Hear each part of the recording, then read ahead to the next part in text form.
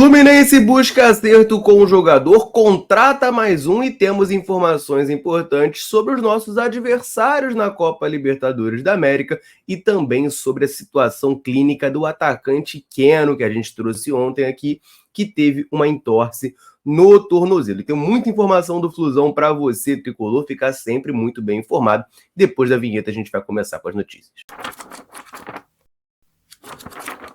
O atacante Keno sofreu uma entorse no tornozelo esquerdo no treino da última terça-feira, dia 19, e já está começando seus tratamentos lá no CT Carlos Castilho. O Fluminense próprio trouxe essa informação para nós, a gente trouxe também em vídeo aqui na Central, e a gente tem uma informação adicional que vem lá do GE sobre a situação do Keno. O GE conseguiu com exclusividade imagens do jogador ao lado do Marlon, zagueiro, em uma clínica na Barra da Tijuca. E a gente analisando a imagem, vê claramente, né, que o Keno está com o pé imobilizado, né, ele sofreu uma entorse no tornozelo esquerdo, está com o pé imobilizado. Se você reparar ali do ladinho do pé dele, dá para ver uma muleta, né, dá para ver que o Keno está precisando usar muletas nesse momento após a lesão. Tá? A gente tem que ver qual é o grau da situação, né, como é que vai, enfim, desenvolver o tratamento. Mas lembramos, né, que o Fluminense só joga agora no dia 3 de abril, então tem um tempinho ali, existe a possibilidade, inclusive, do Keno sequer desfalcar o Fluminense em alguma partida, né? A questão vai ser mais física mesmo, já que essa mini pré-temporada que o Fluminense está tendo estava sendo exaltada, né, dentro do possível, porque ia ajudar na questão física dos jogadores. Para o Keno, provavelmente não vai rolar e vai ficar de molho aí, se recuperando. E ao lado dele, né, a gente vê o Marlon na imagem, a gente sabe que o Marlon vem sofrendo muito ao longo desse ano de 2024, com dores no joelho, um problema no joelho, provavelmente também estava fazendo exame nessa clínica na Barra da Tijuca, para ver, né, o que pode fazer, o que pode resolver a situação. A gente esperava muito que o Marlon fosse o substituto do Nino, né, ganhar essas oportunidades nesse começo de ano. Eu sempre pontuei aqui que achava essencial o Marlon ter uma pré-temporada com o time e ganhando o ritmo de jogo já nesse começo de ano, para, quem sabe, ser o Marlon que a gente sempre esperou, né, antes do seu retorno e quando ele chegou aqui no Fluminense, e que até agora ele não conseguiu ser. Mas, infelizmente, essas dores no joelho, esses problemas físicos atrapalharam o desenvolvimento do jogador com a camisa tricolor. E vale lembrar, né, o Marlon tem contrato com o Flu até o meio do ano somente. Ele está emprestado pelo Shakhtar Donetsk, tá? Tem contrato com o Fluminense somente até junho de 2024. Temos informações importantes sobre os 3 adversários do Fluminense na Copa Libertadores da América. A gente sabe que teve o sorteio da fase de grupos e o Fluminense, cabeça de chave, vai enfrentar Cerro Porteño, do Paraguai, Alianza Lima, do Peru e Colo-Colo, do Chile. O jornalista Eugênio Leal trouxe informações importantes sobre os estádios de Colo-Colo e Alianza Lima. Tá? Ele traz para a gente que o Alianza Lima está com seu estádio interditado em partidas do campeonato peruano e por um motivo bastante inusitado, tá? O estádio Alejandro Villanueva, que é o estádio do Alianza Lima, está interditado porque o Alianza simplesmente apagou as luzes assim que terminou a partida que sagrou o Universitário campeão do campeonato peruano. O Universitário é um dos principais rivais do Alianza Lima lá e foi campeão no estádio do Alianza. Quando os caras iam fazer a festa, eles apagaram a luz. E é isso. E aí tá tendo essa punição, não tá podendo jogar no campeonato peruano por lá. No entanto, é importante frisar que eles devem estar com o Alejandro Villanueva disponível para o jogo contra o Fluminense. Existe uma previsão de fazer reformas no estádio que pode afetar na Libertadores, mas não para a partida contra o Flu, né? A partida contra o Flu é no dia 3 de abril, é o próximo jogo do Fluminense, é o primeiro jogo da fase de grupos da Copa Libertadores da América. Deve ser lá no Alejandro Villanueva normalmente, mas as partidas contra Cerro Porteño e Colo-Colo, essas devem ser remarcadas para o Estádio Nacional de Lima, né? Que é o estádio que o Fluminense jogou contra o Sporting Cristal no ano passado. Então, contra Cerro e Colo-Colo, eles devem ir para o Estádio Nacional de Lima, mas contra o Fluminense a partida deve ser mandada naturalmente no Alejandro Villanueva. Essa proibição é somente para o campeonato peruano. E o Colo-Colo, esse sim, pode acabar ficando sem o seu estádio para a partida contra o Tricolor. Tá? O estádio monumental Davi Arellano está vetado pela Conmebol devido às más condições do gramado. Né? Um estádio que muita gente já está criando a expectativa de visitar, né? Muita gente, eu tô criando essa expectativa. Para quem não sabe, né, a Central estará presente lá em Santiago, fazendo uma cobertura super especial. Eu e Daniel iremos para esse jogo, mas o palco ainda não está confirmado, tá? A condição do gramado lá do Davi Arellano é muito ruim, e aí ele está vetado pela Conmebol. Só que como a partida está marcada para a quarta rodada do Grupo A, somente lá no dia 9 de maio, existe um tempo, né, para o Colo-Colo resolver esse problema do gramado e botar o seu estádio em condições. Mas, de momento, o jogo pode acabar não sendo por lá, né? O estádio do Colo-Colo chama muito a atenção, vejo muitos tricolores comentando sobre o setor visitante, né, que é uma coisa assim bem peculiar, parece uma gaiola ali e tal. Muita gente está curiosa, está curiosa para conhecer aquilo lá, mas pode acabar não rolando, pode acabar não tendo jogo no Monumental Davi Arellano se as condições do gramado não melhorarem. Beleza? Eu tenho uma informação importante para trazer também sobre o Cerro Porteño nesse vídeo aqui, mas antes eu vou lembrar você de olhar o comentário fixado desse vídeo. Por lá você vai encontrar o link do canal da Central Fluminense no WhatsApp. Nesse link, você abre o canal da Central Fluminense no WhatsApp, aperta o botão direito aperta o botão lá no canto direito superior de seguir e você vai ficar fazendo parte do nosso canal e aí vai ficar por dentro de tudo o que acontece com o Fluminense, tudo que acontece também com a Central Fluminense, notícias em primeira mão, notícias exclusivas, tudo para você, tricolor, na palma da sua mão, na comodidade do seu WhatsApp. Então, beleza? Eu tô te esperando por lá e vamos falar um pouquinho do Cerro Porteño, né? O terceiro adversário do Fluminense, né? O terceiro não, porque não tem uma ordem, mas você entendeu, né? Mais um adversário do Fluminense nessa fase de grupos, ele está com um novo treinador, tá? O Cerro tinha demitido seu treinador e agora já anunciou o substituto. E o novo técnico do Cerro Porteño trata-se de Manolo Jiménez, que é um técnico espanhol de 60 anos, está assumindo o Cerro, já foi anunciado oficialmente como novo treinador.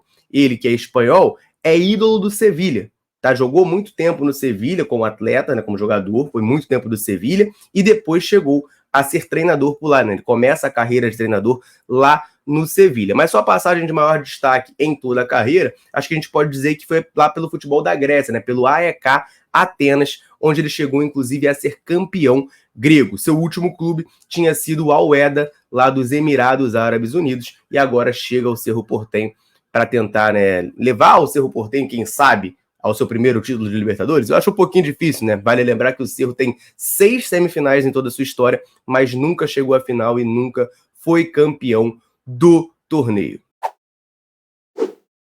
Tem uma informação rapidinha aqui para vocês de reforço chegando nas categorias de base do Fluminense, mas antes disso, eu quero rapidinho aproveitar para dar uma moral para a galera que está sempre ligada aqui na Central, sempre nos dando moral. Em todo vídeo eu convido você que está aí nos assistindo a deixar um comentário aqui embaixo me contando o seu nome e de onde você nos assiste. A gente gosta muito de saber até onde, nesse mundão gigantesco, a Central Fluminense alcança. A galera chega junto, deixa o like, claro, e o comentário dizendo o nome de onde está assistindo. E sempre que a gente pode, a gente vem aqui e manda um abraço. Então, nesse vídeo aqui, eu quero mandar um abraço pro Dirceu de Lusiânia, em Goiás, pro Jorge, lá de Florianópolis, pro Raimundo, de Padre Miguel, pro Laércio, de Mamanguape, na Paraíba, pro Nilvo Floriano, de Caldas Novas, pro Edival de Araruama, pro Vaguinho de Resende, no Sul Fluminense, pro Domingos de Aracaju, Delmiro Gil de Minasul, em Goiás, José Antônio de Guaçuí, no Espírito Santo, e pro Marcos Afonso,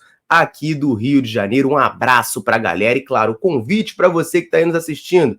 Quer que a gente mande um abraço, um salve, citando o seu nome em algum vídeo aqui da Central? Deixa um comentário aqui embaixo me contando, obviamente, o seu nome e de onde você está nos assistindo.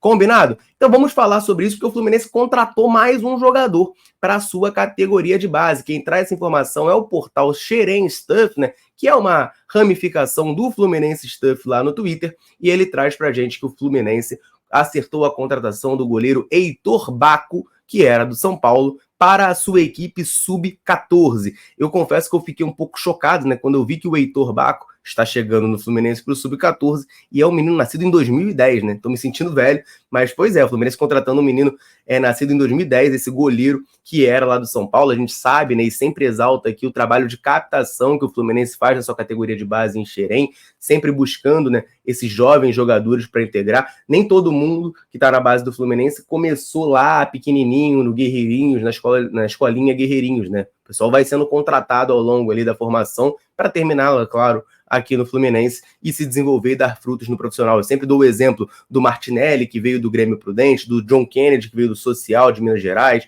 o André, que veio de um clube menor lá da Bahia também. Então são vários jogadores, né, que chegam nessa captação do Fluminense e dão esse retorno para a equipe. Tomara, né, que o Heitor Baco consiga se desenvolver ao longo desse bastante tempo que ele vai ter para se tornar, quem sabe, né, um grande goleiro do Fluminense na equipe profissional. Essa é a nossa esperança, a nossa expectativa. Boa sorte, garoto, e seja muito bem-vindo ao Fluminense.